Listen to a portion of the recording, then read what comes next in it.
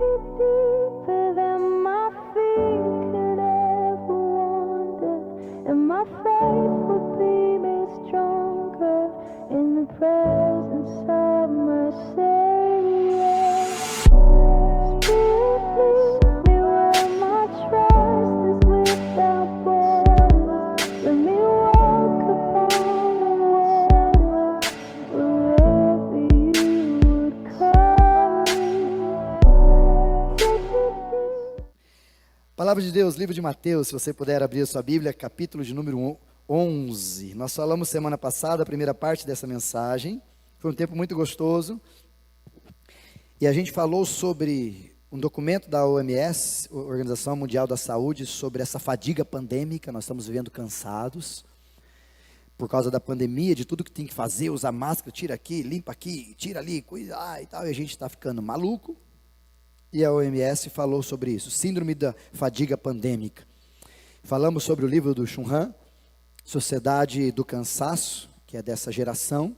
Fizemos um teste, e eu não sei como você saiu do teste, o fato é que a gente está cansado, e a gente aprendeu que o cansaço entrelaça o meu corpo, a minha alma e o meu espírito, ou seja, eu sou entrelaçado no cansaço. Estou cansado fisicamente, eu sinto emocionalmente, eu sinto espiritualmente e vice-versa.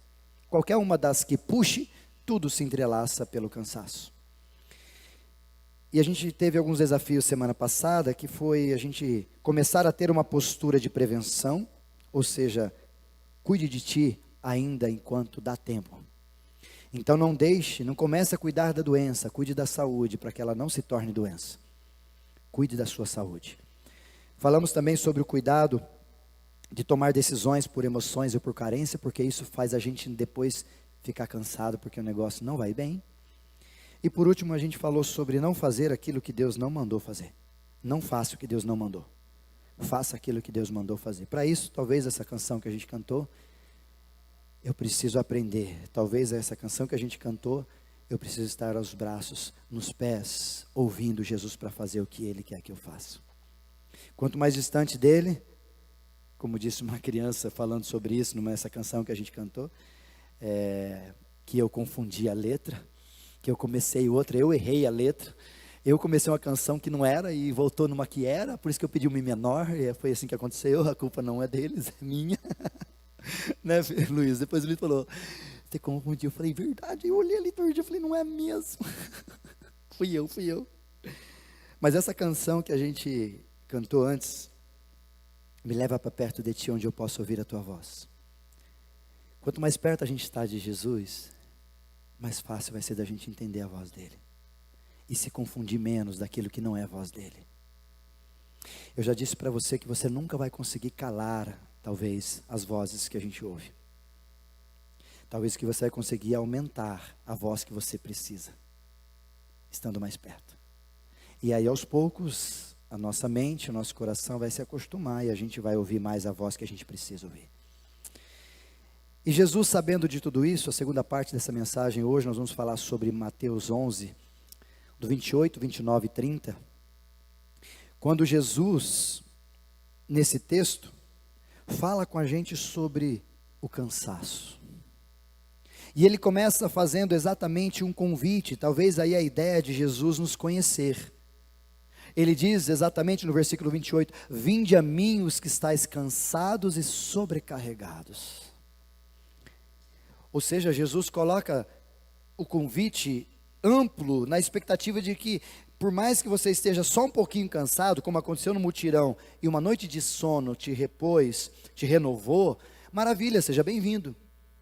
Mas se você está bem cansado, numa estrutura de sobrecarregado, na palavra que nós falamos semana passada, fadigado, você também é bem-vindo. E talvez esse convite que Jesus faz para nós, no versículo 28, tenha a ver com a realidade do tempo presente. Talvez tenha a ver com aquilo que Jesus já previa, com a ideia da gente entender que viveríamos tempos que nos cansariam.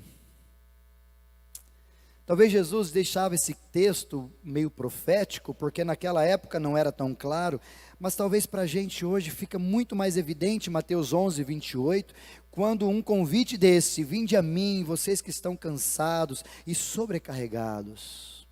fica mais evidente. Porque você trabalha a tua semana inteira, você estuda aquela correria, você vai fazer uma prova, correria, aquele monte de pressão para todo lado, aquela coisa, você chega exausto. E aí vem Jesus e faz um convite maravilhoso como esse, fala, em paz, posso te ajudar, eu tenho uma possibilidade diferente, eu tenho uma chance de ajuda, quando eu ouço Jesus dizer, vinde a mim, você que está cansado, você que está sobrecarregado, vem para perto de mim, vamos trocar uma ideia. Por isso a segunda parte dessa mensagem, é que Jesus faz duas constatações que eu quero trabalhar com você nesses textos. Primeiro ele diz a constatação dos que estáis cansados. Quem são esses cansados que Jesus relata? Primeiro, essa palavra cansado, kopaio no grego, ela quer dizer de pessoas que estão numa atividade, é tão interessante essa palavra kopaios ou kopos do grego original, que é uma palavra que ela tem uma coisa estranha para a gente entender no português. Ela não está falando só de cansado, ela está falando de cansando. Vou melhorar. Ela não está falando de um resultado de alguém. Por exemplo, trabalhamos ontem mutirão e hoje eu estou cansado. Não, ela fala de um cansando, de um gerúndio acrescentado à palavra cansado, que faz com que a gente olhe para nós mesmos e nos perceba que a gente está fazendo alguma coisa que está cansando sempre. Então não é só um estado de um momento. A ideia que Jesus traz nessa palavra cansado que ele usa, parece que é uma normativação que eu ajustei na minha vida e eu vivo assim sempre. Então talvez a palavra mais própria aqui seria, vinde a mim os que estáis cansando. Está todo dia ali. Não há um dia que eu não esteja cansado. Não há um dia onde eu não consiga deixar de ficar cansado. Como diz alguns, e na tradução mais próxima da palavra copos, a ideia é levei uma surra.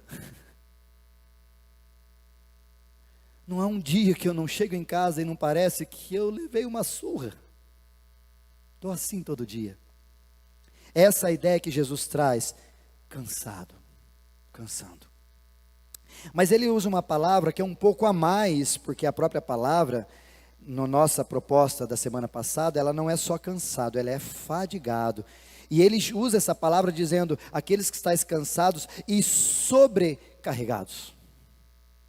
E a ideia do sobrecarregado, essa palavra, profitoso, é uma palavra muito legal em grego, que ela vai falar sobre alguém carregar uma mochila e providenciar coisas sobre si que não precisa. Como talvez andar com uma mochila nas costas, colocando carga, e de repente andando e não saber porque está cansado, porque se esqueceu que tem uma mochila nas costas, onde eu mesmo fui colocando, enchendo de coisas que eram desnecessárias. Por isso que já não é só carga, é sobrecarga. Carga é o que eu tenho que carregar. Carga é o que eu aguento carregar. Carga que está comigo. Sobrecarga é mais do que eu suporto. E Jesus olha para nós e percebe nessa olhadela da realidade que estamos vivendo, é que nós estamos vivendo, alguns de nós, sobrecarregados. Numa tradução mais simples, Jesus está dizendo assim, vocês estão colocando, ou vocês estão acrescentando coisas sobre vocês, na mochila da vida existencial, que não precisava. Para que isso? Por que vocês estão enchendo uma mochila, inclusive nas costas, a ideia é nas costas, não é na frente, não é nem malinha, nem coisa de mercado, que são coisas que a gente acrescenta, joga para trás, a gente nem percebe. Se não é alguém catar nossa mochila, arrancar das costas, trazer para frente, que isso? Ah, é por isso que eu estou travado, por isso que eu estou assim, ó. A gente não enxerga a mochila nas costas. Tanto que o pessoal brinca sobre sugestão de andar com mochila nas costas. Não vá para 25 de março com uma mochila nas costas. Ou você pode ser presenteado com várias coisas que vão colocar lá dentro, que é muito provável que não. Ou você vai ser presenteado com várias coisas que vão tirar lá de dentro e você não vai perceber. Por quê? Porque a mochila está nas costas, você não está de olho nela. E essa mesma ideia que Jesus traz, o sobrecarregado, o bem cansado, o fadigado, nessa expectativa dizendo, ó, vocês estão colocando coisas, vocês estão sobrecarregando a carga que vocês precisavam viver. E sejam bem honestos, irmãos, tem muitos de nós que enche a mochila com o que não precisava. Casamentos sobrecarregados desnecessariamente. Trabalhos sobrecarregados desnecessariamente. Vida com Deus sobrecarregados desnecessariamente. Mó de quê, como dizia o mineiro? Para que a gente faz isso? Jesus mesmo, olhando e percebendo toda essa caminhada lá no livro de Marcos, no capítulo 6, versículo 31, quando eles acabaram de falar, de viver e até viver o tempo com a morte de João Batista, e de repente ali naquele texto Jesus chama, livro de Marcos 6:31, vinde, repousai e ficai aqui um pouco comigo. É os discípulos cansados, Jesus chama eles e fala, vem para cá um pouquinho, para um pouquinho, fica aqui comigo. Porque Jesus percebeu que os próprios discípulos iam colocar mais carga do que deveria sobre si. Desta forma, Jesus está percebendo que a gente não vai muito longe quando a gente se comporta assim. Eu não sei se você faz, mas espero que você faça uma autoavaliação a respeito da sua vida. Talvez tenha mochila cheia nas suas costas e você está achando que vai conseguir ir para frente bastante tempo e não vai. Uma hora as suas costas vão encurvar, uma hora os teus joelhos não vão aguentar, uma hora o teu tornozelo vai torcer, uma hora você vai ter um problema e você não sabe por quê. Vem Jesus hoje e diz, para de pôr sobrecarga sobre a tua vida, irmão. E Jesus nos oferece essa ajuda. Só que a ajuda que Jesus nos oferece, ela se destaca em 2 níveis. Olha o que diz o texto. Vinde a mim, todos que estáis cansados e sobrecarregados. E a primeira proposta que Jesus faz é, eu vos aliviarei. Primeira proposta. Em 2 formas que Jesus nos dá, ou 2 níveis que Jesus nos destaca, a primeira delas é essa, eu aliviarei vocês. Jesus propõe um alívio, um anapau, a palavra em grego original, que tem a ver com uma expressão muito interessante. Jesus vai nos dar um momento de relaxo, dizendo assim, vamos relaxar. Alívio é isso, é quando você está fazendo exercício na academia, e fala, agora é o tempo de esperar um pouquinho, 1 minuto e 40, 1 minuto e 20, 1 minuto ali para você descansar. Ufa, aí você dá uma relaxada, você fica um pouco aliviado. Tira a carga de cima dos teus ombros, você fica aliviado. E depois volta de novo. Alguns não voltam mais.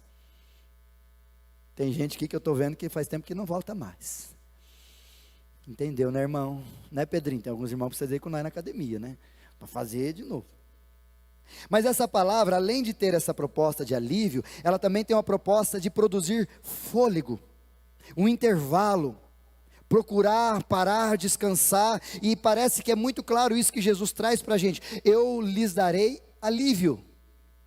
Numa tradução talvez mais próxima para você entender, meu querido amigo Sérgio Zanella, meu dentista, de Bauru, presbítero ali da igreja, seria como você tivesse uma dor de dente, domingo à noite, Júnior. Aí você vai procurar uma clínica? Não, talvez você liga para alguém ou você entra na internet, como acabar com dor de dente, à noite. Domingo, aí aparece a vovó, né? Quando meus netos ficavam assim, eu oferecia um trem, coloca café, coloca não sei o que, coloca a doideira, arranca o dente, dá martelada, conta 1, 2, 3, é a doideira que tem, né? Simpatia demais de rolo. Mas aí você liga para o teu dentista, ele fala, ó, vai na farmácia, pega esse remedinho, toma que vai passar. E ele fala, o Sérgio já me falou essa expressão, toma isso que isso vai te dar alívio. É isso que Jesus está oferecendo nesse primeiro momento, alívio.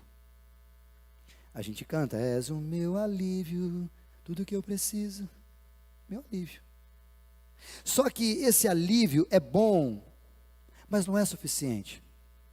E às vezes nós, nessa caminhada, na proposta de Jesus, nos ajustamos e permitimos viver só com alívio. Ou seja, Jesus deu um jeitinho na sua vida, deu um alívio na sua caminhada, aí você já ficou de boa. Aí o Sérgio liga para mim segunda-feira cedo. E aí, Isaías, o dente melhorou? Melhorou, Sérgio, o remedinho foi bom. Então vem hoje aqui. Não, não precisa. Tenho medo de dentista? Claro que eu não vou. O dente está bom. Mas a pergunta é bem clara para você tentar responder. Arrumou o dente? Sim ou não? Só aliviou a dor. Não ajustou o meu dente. Talvez o canal só escondeu, talvez vou ter que fazer uma obturação, talvez vou ter que extrair, talvez vou ter que fazer uma doideira, mas por causa do remédio que me aliviou, eu senti bem e falei, ufa, não preciso mais do tratamento. Mentira! O que Jesus está propondo aqui, de fato é o que muita gente procura, e ele se sugere isso: vinde a mim os que estáis cansados e sobrecarregados, e eu aliviarei vocês. Ou seja, só no contato comigo vocês já vão ter um estilo diferente de vida. Só por estar perto de mim, só por sentir a minha presença, como aconteceu na caminhada de Jesus, nos evangelhos, a história diz clara, só por ver Jesus, só por tocar nas vestes de Jesus, só por andar com Jesus, o negócio era bom demais. Mas o problema é que a gente não percebe que esse alívio, segundo o texto que a gente está lendo, ele é paliativo, ele é um jeitinho, numa tradução bem mais do pastor Isaías, ele é um band-aid, para uma ferida que precisava de ponto. Já fez isso? Cortou um braço, cortou a mão, cortou alguma coisa no corpo, tem que dar ponto. Ricardo, lembra disso? E aí o que a gente faz? Não, dá uma coladinha, faz o ponto falso, dá uma fechadinha. Às vezes funciona, às vezes não funciona. Comigo uma vez não funcionou. Eu tenho uma cicatriz na perna que eu fui jogar bola e não sei onde que esses campos, que a gente jogava bola no meio do mato e tinha um caco de vidro no campo. Na hora que eu fui e caí e cortei. O que eu fiz? Para não mostrar para a mãe que eu estava sangrando, para ela não deixar eu jogar mais bola, viu, João? O tio colocou uma talinha, um negocinho ali e ficou e pá. Hoje eu tenho uma cicatriz gigante desse lado aqui. Para quê? Por quê? Porque eu não dei ponto, eu botei um band-aid. E às vezes a gente vive desse jeito com Jesus. Não está errado viver desse jeito com Jesus. Mas não é isso que Jesus quer só para você. Por isso que o texto não para só no alívio. O texto ainda acrescenta algumas coisas mais. Se você continuar o texto comigo, você percebe que ele diz, versículo 29, tomai sobre vós o meu jugo, aprendei de mim que sou manso e humilde de coração, e acharei descanso. Agora não é mais alívio, agora é descanso. Que não é algo paliativo, é algo um pouco mais contundente. Só que na vida espiritual, a gente vive na base do alívio e não do descanso. Vou te dar alguns exemplos para a gente entender. Culto de domingo à noite é alívio para a tua vida. Na tua área espiritual. Porque você teve uma semana conturbada, que bom. Aí você vem, ai que alívio, que culto gostoso, foi uma benção. Nossa, Jesus falou meu coração, nossa, eu o adorei, que bom. Mas é alívio se durante a semana você não se relacionar com Jesus. É só um band-aidinho. Na nossa vida emocional, a gente faz isso, eu não estou bem aqui, eu não estou bem. Só que o alívio que eu tenho é o quê? Eu troco de relacionamento. Eu cancelo e ponho outro no lugar. Porque como diz o poeta, para me curar um velho amor, nada é melhor do que um novo amor. Vai produzindo amor, trauma, machucar teu coração, depois você vai chegar lá ruim. Deixa eu te dar uma dica para você nunca esquecer, quando você ouvir esse ditado, trabalho de neurociência aqui na sua cabeça. Toda vez que a gente ouvir esse ditado, né? Lembra de uma coisa. Quem tem essa mania de trocar relacionamentos com facilidade porque não gostou? É que nem chupar laranja. Se descasca, tira a casquinha e vai dando para um, dá uma chupadinha, dá para o outro, dá uma mordidinha, dá para o outro também, e aí chega a hora de você casar com a pessoa que vai viver o resto da vida. Aí você dá aquela laranja chupada assim. Você acha que ele merece isso? Você acha que o teu parceiro, a tua parceira, o teu cônjuge, aquele que Deus te deu, merece um trem? E é engraçado isso, porque a gente, já atrás eu vi um artigo, uma pessoa aqui falando com a filha, ela ganhou um iPhone gigante. 16, 18, qual que número que está agora, hein? 13, está no 12, vai sair o 13, é isso? Já tem o 13, vai ser o 14, enfim, é isso aí, iPhone. O que a gente faz quando sai da loja? A gente coloca uma capinha, a gente protege com película, a gente faz aquele negócio. E por quê? Porque é caro, pastor, cair esse negócio, eu estou pagando por financiamento do BNDES, para comprar um celular. Olha que legal, não está errado em você cuidar porque é caro. Você compra um carro caro, você faz o quê? Bota um seguro, protege, porque é caro. Aí o teu relacionamento, os teus lábios, a tua intimidade, a tua sexualidade, você não cuida. Você dá para qualquer um. Deixa qualquer um chegar. Isso é igual uma laranja sendo chupada por um monte de gente. Aí quando você está para dar de presente a alguém, você fala, ixi. E aí depois você não sabe por que a gente está cansado ou cansando os relacionamentos. Preguei sexta num casamento do Renato e da Maiara, e eu falei sobre isso, falei até aqui hoje de manhã, hoje à tarde. Antes só do que mal acompanhado, é verdade. A gente sempre usa essa frase, sendo nós o que está a partir de uma má companhia. Mas eu queria que você refletisse que talvez o antes só do que mal acompanhado é porque você é a má companhia.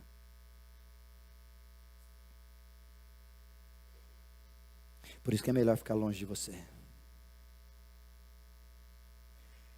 Nossa, pastor, pesado. É a vida nossa que a gente está levando para cansar. É o grande problema que o texto vem dizendo das nossas emocionalidades, e tem gente com emoção totalmente travada, cansada, desesperada, traumatizada, e não sabe, continua fazendo as mesmas coisas e não se percebe. Colocando band-aid no relacionamento que precisava de consistência, de ponto, de cura, de restauração. E na parte física ainda, quando que é o alívio na parte física? Quando você faz uma dietinha. Começa na segunda, acaba na sexta. Já acertei, emagreci os quilinhos, tô bom. Não tem nada bobo, você só faz efeito sanfona. Os caras que conhecem aí, né? Emagrece, engorda, mas vai ruim, tá ruim. É alívio. Tanto que dieta não é alívio. Dieta é reeducação alimentar, não é alívio. É uma forma nova de você se alimentar. Não tem a ver com comer um pouquinho, daqui a pouquinho cheguei e parei. Não, isso é alívio, isso é band-aid. E na vida física isso também acontece. Ajuda? Claro que ajuda. Mas é paliativo. Mas aí vem Jesus e faz a proposta no versículo 29, quando ele diz, e eu darei descanso para a alma de vocês. E essa expressão de Jesus, quando ele diz de descanso, a palavra é muito clara, que no original ela quer dizer inquirir um aprendizado, é uma profundidade maior a despeito daquilo que eu vivia. Então não tem a ver só com estar, ouvir Jesus, ou aliviar-se, tem a ver com ter um relacionamento profundo com Jesus, ao ponto de desejar algo com Ele, para que eu não seja mais do jeito que está. De forma prática, talvez seria, se o primeiro é superficial, é chegar perto de Jesus, o segundo, quando Ele oferece descanso, é caminhar com Jesus. Até porque o primeiro que Jesus propõe não muda a nossa história. Muda o nosso momento, mas não muda a história. E aí Jesus vem e propõe no versículo 29, na última palavra, uma outra ideia dizendo, ó, eu posso dar muito mais que alívio para vocês. Eu posso dar descanso. Eu posso fazer com que você chegue no final do seu dia e possa dizer no seu coração, poxa, combati o bom combate, completei o dia, guardei a fé. Ou talvez como o salmista diz, logo deito e logo pego no sono, porque o Senhor está cuidando de mim. É olhar para o dia e falar, poxa, foi bom hoje. Gente, como Deus está bom demais. Como eu estou cansado, talvez, mas eu encontro nele descanso e consigo ficar bem. Mas o grande problema que Jesus mostra para nós, que para chegar até o descanso, olha a tua Bíblia, versículo 29, quando ele diz assim, e achareis descanso para vossas almas. Caio, se você puder colocar esse versículo 29, por favor, eu quero ler com você para a gente entender. Numa versão, acho que é a Ara, Caio, por favor. 11:29.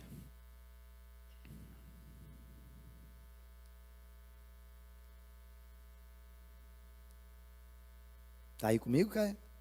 11:29. Mateus 11:29, isso. Olha o que ele está dizendo ali, ó. Tomem sobre vocês o meu jugo, e deixe que eu lhes ensine, pois eu sou manso e humilde de coração. E aí então, encontrarão descanso para a alma de vocês. O que Jesus está dizendo é que há um processo até chegar no descanso para a alma, que é a essência. Que é aquilo que a gente precisa descansar, ou parar, e relaxar, e entregar, que vai mudar todo o que está em volta, talvez a minha espiritualidade, talvez as minhas emocionalidades, talvez o meu físico. Jesus está dizendo, ó, há um caminho a percorrer até chegar no descanso, que é diferente do alívio. O alívio é só chegar perto de mim, mas para ter descanso tem que caminhar comigo. Talvez está aí porque que a gente tem na claridade pouca gente descansado e muita gente aliviado. Porque pagar o preço para andar com Jesus, muitos de nós não querem. A gente quer coisa rápida. Como faz para perder uma barriguinha, pastor? Vai para academia, mas não tem uma cirurgia? Tem. Mais rápido. Como faz para ganhar peso, pastor? Vai para academia, por causa da academia de novo. Come as coisas certas. O que nós faz? Toma bomba. Entendi porque você riu. É mais rápido, é mais eficiente, não demanda trabalho, não demanda passar pelo processo do tempo. Por isso que poucos querem descanso e muitos querem alívio com Jesus. Mas se você de repente quer descanso, os dois verbos que Jesus usa, o primeiro é tomai sobre vocês. Peguem sobre vocês, coloquem sobre vocês o meu jugo. E talvez não é do seu conhecimento, mas o jugo, a palavra jugo, ela é aquele material, aquela ferramenta do sítio que a gente usava, e já vi meu avô colocando nos bois. É como se fosse dois ganchos entrelaçados com a mesma madeira, e você coloca um num boi e o outro em cima do outro boi. Aqui atrás, aqui, uma canga, como dizem alguns. E aí você trava os dois. Isso é jugo. E a proposta de Jesus é você tomar, é a palavra airo aqui, do grego tomar, é você propositalmente, intencionalmente, desejar pegar o jugo de Jesus, e ele diz o meu jugo, e colocar sobre si. Por isso que Jesus várias vezes diz, se você quiser ser meu discípulo, venha. Ele não está falando, quer ser meu discípulo? Peguei você, agora você vai ser seduzido, agora é uma lavagem cerebral, agora você não vai me resistir nunca mais. Não, é um convite. Se você quiser, venha. Se você não quiser, um abraço, irmão, a gente se vê por aí. Tanto que quando Jesus falou sobre isso, sobre estar com ele, sobre essa postura de pegar o jugo, ele vai continuando nos seus discursos, e alguns falaram, nossa, Jesus, ou talvez, nossa, pastor, nesse caso hoje, esse discurso é muito duro. O evangelho é assim, é duro, porque ele requer cada vez mais transformação minha e sua, a despeito de quem nós somos e a despeito de quem Jesus quer que nós nos tornemos. Mas a gente não quer isso para nós, parece que a gente não quer se desenvolver no processo, a gente não quer pegar o jugo de Jesus, aquele material, colocar sobre a nossa cabeça e falar, estou disposto, porque jugo junto com tomar, é ter uma conjugação de sujeição a Jesus. Na questão prática, para você entender isso, esse verbo, quando Jesus está dizendo, tomai sobre vós o meu jugo, ele está dizendo assim, você consegue ser submisso a mim? Você consegue deixar eu guiar, como a gente fala sempre de motoca, é só um que guia? Você consegue não ficar mexendo na sua vida onde não deveria e deixar eu conduzir? Ou não? Deixa eu te contar uma história rapidinho que você conhece. Branca de Neve e os Sete Anões. Conhece a historinha? Já leu, já viu, já assistiu? No fundo, essa história não tem a ver com Branca de Neve, tem a ver com a bruxa, ou a madrasta, ou a mulher lá, né? Que no dia a dia, chegava ela para um bendito espelho, e perguntava: espelho, espelho meu. É assim, né? Tem alguém mais bonito do que eu? Ou mais bonita do que eu? O espelho dizia: não.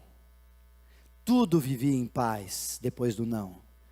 A mulher vivia em paz, o reino vivia em paz, Branca de Neve era Branca de Neve só, todo mundo em paz, boizinho em paz, maçã em paz, tudo em paz. Ela vai pela segunda vez, em outro momento, pergunta da mesma coisa, mesma forma para o espelho: espelho, espelho meu, tem alguém mais bonito do que eu? Tem não. Tu é maravilhosa. Então está tudo incerto. Mas isso aconteceu um dia onde aquele espelho não tinha problema com aquela mulher e nem sabia das circunstâncias. Foi perguntado por uma terceira vez: espelho, espelho meu, tem alguém mais bonito do que eu? Óbvio que não. Aí o espelho diz: tem. A Branca de Neve. Depois que aquela mulher levou um não, nada era como ela queria, ela virou bruxa, Branca de Neve virou mulher ruim, virou assassina essa mulher, o reino virou uma conturbação e tudo virou de ponta cabeça. Por quê? Porque aquela mulher não sabia ouvir um não. E você achando que a Branca de Neve que é a essência daquela historinha. Não, aquela historinha é para dizer para muitos de nós que a gente não sabe ser submisso quando a gente ouve um não. Como que você se comporta quando Jesus diz não para você porque você é submisso a Ele? Você vira uma bruxa? É o primeiro processo do tomar. É o primeiro processo do pegar o jugo e colocar. É submissão. É deixar Jesus controlar a nossa vida. É falar: Senhor, controla. E quando as coisas saem do teu controle, é Jesus que está controlando, então relaxa. Mas não, a gente vira bruxa e bate em todo mundo e vira aquela loucura. Cuidado, irmão ou irmã, que você está virando bruxo ou bruxa direto. Porque você não sabe ouvir um não de ninguém. Branca de Neve não é sobre ela, é sobre a mulher. Que ora era linda e maravilhosa, e depois se tornou a pior, porque o não chegou dentro dela. A segunda característica que o texto traz nessa respeito de tomar o jugo, é porque quando você coloca o jugo sobre as duas cabeças, ou a cabeça do boi e a outra, você soma a força, você combina a força, e a vida fica mais leve do que um só carregando. E é isso que Jesus está sugerindo: tomai sobre vós o meu jugo, ou seja, coloque em você o jugo e fique em paz, porque agora a vida vai ser mais leve, no mínimo pela metade. Em outras palavras, talvez Jesus está dizendo para a gente, como nessa noite: querido, relaxa.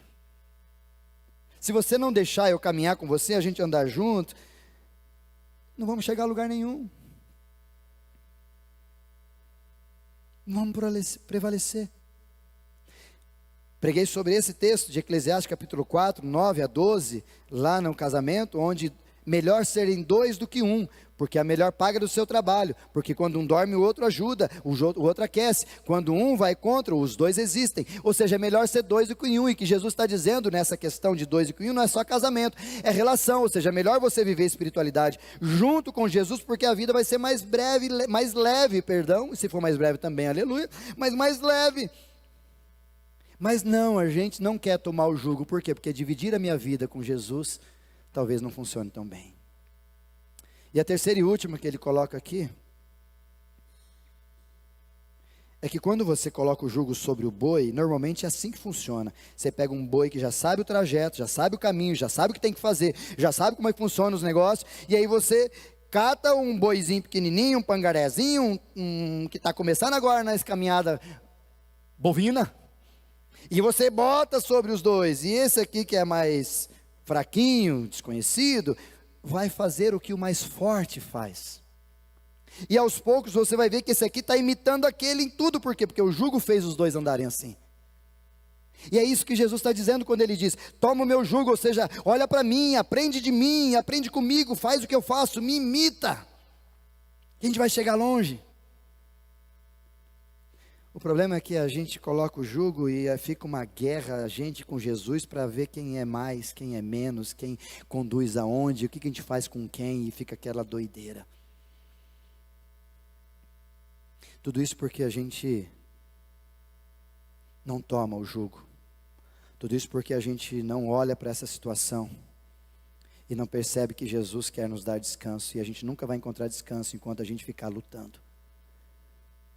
E uma vez eu perguntei para um fazendeiro sobre o jugo que ele coloca, e eu perguntei: meu querido, quando aquele boizinho mais novo, que não se submete ao processo do jugo, o que acontece com ele? Ele disse: ele se machuca. Ele se machuca, ao ponto às vezes de eu não conseguir usá-lo para mais nada. Então tem vidas aqui que talvez estão se machucando, e depois vão dizer para Jesus: Jesus, me ajuda. Ele falou: mas eu estou tentando. Tomai sobre vós o jugo, vamos conversar, é assim que é o caminho. Se você quiser, vem, se você não quiser, não tem problema, não estou te obrigando. Mas se vier, venha definitivamente, venha viver comigo, venha se colocar à disposição, venha se submeter. E o último verbo que Jesus fala aqui é: tomai sobre vós o meu jugo e aprendei de mim, ou talvez deixe que eu lhes ensine. Talvez aqui seja um pouco mais duro da gente engolir, porque a palavra aprender de mim que Jesus usa, matano, no grego, tem a ver com viver em envolvimento de experiência. Ou seja, quando Jesus está dizendo vem aprender de mim, ele está usando um termo que é aprender pela prática. Ou seja, venha olhar para mim, venha caminhar comigo, relaxa com o jugo em você e olha para mim que eu vou te ensinar a viver diferente. Ou seja, Jesus se manifesta como mestre, aquele que ensina, e nós deveríamos ser os talmidins, aqueles que são servos, aqueles que querem ouvir, aqueles discípulos que querem aprender do mestre, e diz: mestre, ensina-me a orar, mestre, ensina-me o que o Senhor quis dizer com esse texto, mestre, me ensina. Ou seja, sempre buscar nele o ensino. E existem duas características que Jesus ensina a gente aqui no texto, e a gente fecha nessas variáveis de dois. Dois verbos, cansado e sobrecarregado. Dois verbos, tomai e aprendei. E aqui, duas qualidades de Jesus para a gente encerrar. Jesus diz assim: tomai sobre vós o meu jugo e aprendei de mim, porque eu sou manso e humilde. Essas últimas duas qualificações que Jesus quer trazer e nos ensinar, elas têm a ver com uma qualidade indispensável de todo cristão: mansidade e humildade. Talvez seja, como dizem no dia a dia aí, seja a chave para você ser feliz. Talvez seja o código, pegou o código? Mansidão e humildade. Porque parece que Jesus quer ensinar muita coisa, mas ele resume tudo isso nessas duas palavras: mansidão. E sabe o que é mansidão no original aqui? Bradura de gênio.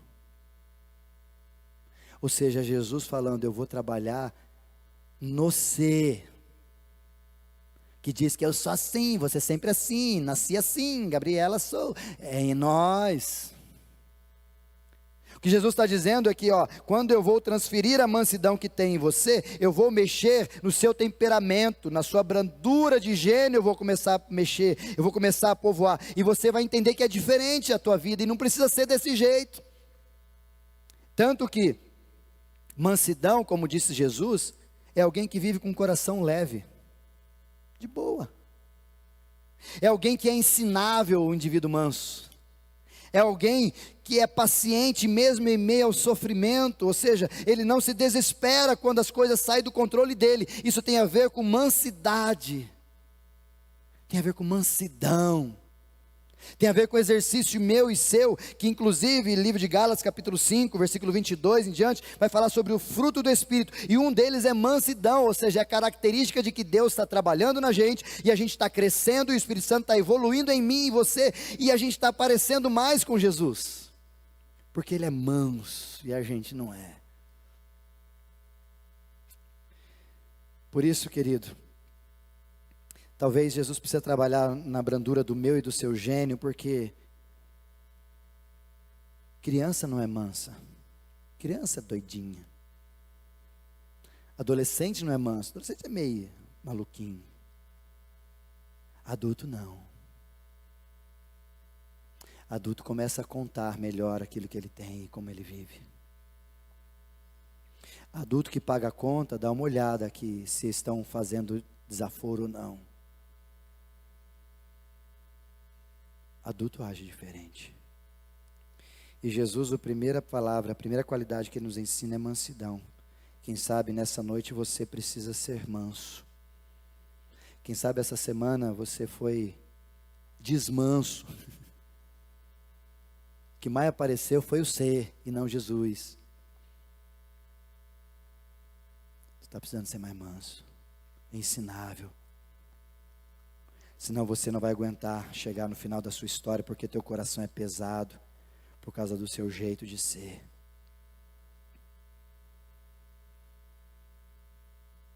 Aí você chega para mim e fala, pastor, me dá um jeito. Fala, só tem que nascer de novo. Então assim, é o que Jesus disse, tem que nascer de novo. E a segunda palavra que Jesus traz, e aqui a gente parte para o encerramento. Humildade. Manso e humilde, duas características elementares quando você olha para o céu em Jesus. E duas características raras, qualificações raras que você encontra quando você olha o povo de Deus.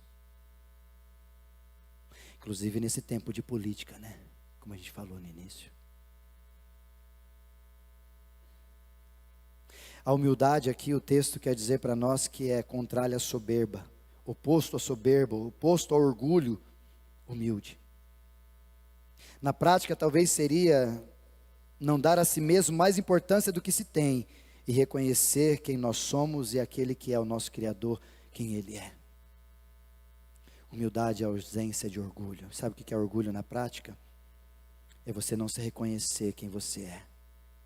Um pouco mais a fundo, na prática, é você não reconhecer os teus erros, é orgulho. Na prática, é você não reconhecer que as circunstâncias não giram em torno do teu umbigo, você não é a essência do mundo. Você é só mais um grãozinho na sociedade. E que o mundo gira sem você. É reconhecer que nós precisamos desesperadamente de Jesus, que nós somos criados, fomos feitos, e quando a gente entende isso, a gente começa a pedir, Senhor, eu preciso desesperadamente dessa tal de humildade que o Senhor me dá, e dessa tal de mansidão que o Senhor produz em mim, porque do jeito que eu estou perdido. Por isso hoje, muito mais do que qualquer outro tempo, a gente precisa aprender a viver diferente. Até o próprio Jesus vai dizer para nós, no livro de Lucas, quem que se humilha será exaltado. Ou seja, quem se submete vai ter coisas diferentes na vida. E o inverso também é verdadeiro, quem se acha... E ele conta uma parábola falando disso, ele diz, quando convidarem vocês para uma linda festa, faz o seguinte, senta no fundo, para que quando o dono da festa chegar e olhar você lá, fala, Andrezão, senta aqui na frente que um lugar está separado para ti. Mas a gente faz o contrário, e Jesus fala, não façam diferente, porque se você sentar lá na frente dizendo, eu estou aqui, hein, eu sou o cara, e Jesus fala, viu, dá licencinha que tem aquele cara que está vindo, Andrezão, João, dá licencinha que é o lugar do André, você vai passar vergonha, tio. E sabe por que a gente passa vergonha? Porque a gente é orgulhoso. Consequentemente, nós somos egoístas, que é nascimento do conceito de orgulho, o egoísmo. Paulo fala isso a Timóteo, na sequência ele coloca orgulho e egoísmo pertinho um do outro. Por isso, para a gente concluir, queridos, que nível você quer? Alívio ou descanso? Se você quiser alívio, nessa noite você teve, Deus quer cuidar de você. Se você quiser descanso, continue nessa expectativa, buscando a palavra, conversando com Deus, vivendo com Deus durante a semana, porque Ele pode dar muito mais do que só alívio. Mas é fato que talvez você saia daqui bem hoje, Deus cuidando de você. E Ele quer cuidar de você, tanto que Ele faz o convite. Ele não olha para você e vê você e fica de lado, dizendo, não deixa sofrer mais. Ele não diz, você está cansado? Vem. Está sobrecarregado? Vem. Eu quero você perto de mim. E eu te dou duas propostas, para ser bem justo e democrático. Alívio, você quer? Venha. Mas eu tenho algo a mais para você. Descanso, que tem a ver com profundidade, tem a ver com mudar mentalidade, tem a ver com entender que as coisas podem e devem ser diferentes, porque se continuar do jeito que está, tu não vai muito longe.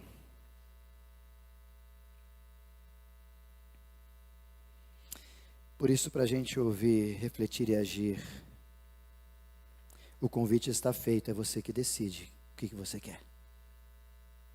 Jesus não te obriga a viver um descanso se você não tem peito para assumir descanso. Então fica no alívio. Não tem problema não. A gente se vê no céu. Talvez você vai chegar lá que nem esse fósforo, quase tudo queimado. Com burnout. Mas a gente vai se ver, fica em paz. Mas você não vai conseguir dizer como Paulo disse, completei a carreira, foi bom demais. Guardei a fé, Jesus foi bom demais. A gente vai conseguir fazer isso. Agora, se você entende que o descanso é o melhor lugar para você estar, Jesus te propõe. Quer descanso, responsabilidade, compromisso de verdade? Tomai sobre vós o meu jugo. Deixa Ele ser quem Ele é. E aprendei, tem uma postura ensinável de Talmidim. 3 desafios para você e a gente finalizar. Se vocês quiserem subir aqui, meninos, para a gente tocar a última canção. Primeiro desafio que eu te faço. Faça uma autoavaliação.